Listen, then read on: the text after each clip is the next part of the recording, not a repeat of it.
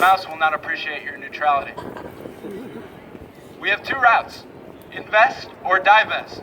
Neutrality is a myth. Investing is not an option. Investing is not an option. Investing is not an option. Rewind 38 years. Here's another quote from the campaign. Here are the Champaign-Urbana Coalition Against Apartheid, a group of students, faculty, and townspeople united in our opposition to apartheid, the brutal system of racial oppression and white minority rule in South Africa. Over a year ago, a referendum was held in which students at the University of Illinois voted that the university should not divest should absolutely divest itself of corporations that do business in South Africa. Not wishing to give up stocks, and at the time wishing to avoid further pressure from students and faculty, the university decided to adopt a policy of opposition to apartheid. This token gesture only obscures the fact that the university continues to profit through their holdings from the extraordinary exploitation of black South Africans. Furthermore, their sincerity of their opposition seems questionable since they have acquired an additional 10,000 shares in corporations doing business in South Africa. 38 years later, I'm sure this sounds incredibly familiar. In the first 2 months of the Beyond Coal campaign, we collected over 900 petition signatures. In 2010, the Illinois Student Senate made its first request for coal divestment, which went completely unacknowledged. In 2013, within a period of 2 weeks, we collected 4,238 petition signatures just to get on the ballot. That's 6 times more than Rodney Davis would have needed to run in this district. And we won with a 6-1 victory. In 2015, another resolution. Yet here we are today. Before the Senate votes on this resolution, senators will hear from the university staff on how we are addressing climate change with actions on campus. This will serve a simple purpose, to convince senators that they have already done all that they can, that the university is taking concrete steps, that in fact, ambitious goals like commitment to stop burning coal on campus by 2017 are universally unrealistic, that in fact, action is disembodied from will and bracketed into categories of idealism and realism. This faulty pragmatism is the only way to remain neutral and stomach it. To bracket ethical principles in spite of clearly concerning consequences, slavery was once an investment issue, as was apartheid, as was investing in the harm caused by smoking. That's messed up. If you guys are up for a little bit more history, in spring of 1978, the Champaign-Urbana Coalition Against Apartheid took part in a tactic I very much appreciate. They issued an indictment. The university, I'm quoting now, the University of Illinois President, Board of Trustees et al. Are hereby named as co-conspirators, charged with the heinous crimes of robbery, manslaughter, extortion, racial and national oppression, and perjury. Today we are faced with coal companies whose mining practices threaten water resources and take prime farmland out of production forever, robbing individuals of their livelihoods and robbing people of their homelands. We are faced with the human life cost of burning coal at power plants. According to a 2010 study by the Clean Air Task Force, coal plants are responsible for 13,200 premature deaths every single year and 9,700 hospitalizations.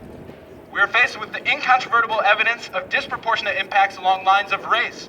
According to a report by the NAACP, nearly 53% of individuals living near failing coal plants that these companies were investing in refuse to update are affecting people of color at a rate much higher than the 36% portion they make up in the general U.S. population. If the Senate chooses to support all of this, they are not rational, they're myopic. They are radical supporters of a disgusting anti-science, oppressive and dead ideology, and they're guilty, and you should indict them as well.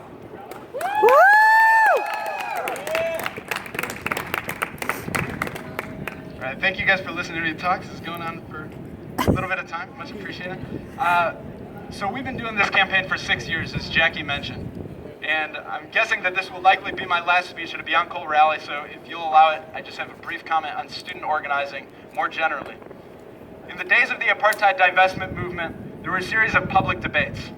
Contained within another pamphlet, the students at the time sought to answer a simple question. Should I go to these informational hearings? And the campaign provided the answer, of course. Why? The university does not want you there. We must make the university choose, divest, or face even greater student protest. It's exactly where we are today. Woo! This is a simple truth that has not changed. The university does not want you here. Any of you, where you are right now, you are not wanted here by the university. The Senate does not want to vote on this.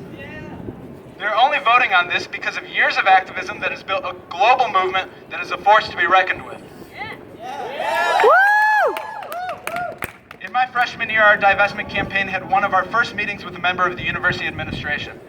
We were told that the university would need to do nothing more than wait 4 more years for us to graduate and leave Champaign-Urbana. So partially sticking it to them since we're still here. The university members of the campaign have graduated. Many of us have left town. Since then, the divestment movement has grown from 3 universities to over 500 commitments worldwide, totaling a total of $3.4 trillion. Conversations that at one point were just between me and my friends in unoccupied classrooms have permeated into the World Bank and investment firm conference rooms across the world. And this is happening because all of you right now are still here. Alongside the resolution the Academic Senate will be voting on is attached a memo written by a group of faculty called the Ad Hoc Advisory Committee. I won't spend too much time on it because it's just about the sloppiest review of divestment I've seen by a group of professionals not directly funded by the fossil fuel industry. But I won't fault non-students for their inability to figure out how to do a literature review. There's one thing in this memo worth paying attention to. In the reasons denying divestment, the faculty state, quote, negative screening for coal does not contain an obvious limiting principle. Other student groups interested in divestment from a plethora of companies involved in socially questionable or controversial practices may be emboldened by the adoption of negative screening for coal companies. So as the university sees it, from their perspective, the major risk of divestment is that it emboldens you, the student, to ask for more. It emboldens you to open Pandora's box of social justice, calling out the litany of questionable practices this university engages in every day. I don't know about you, but that's just about the most exciting thing I've ever read.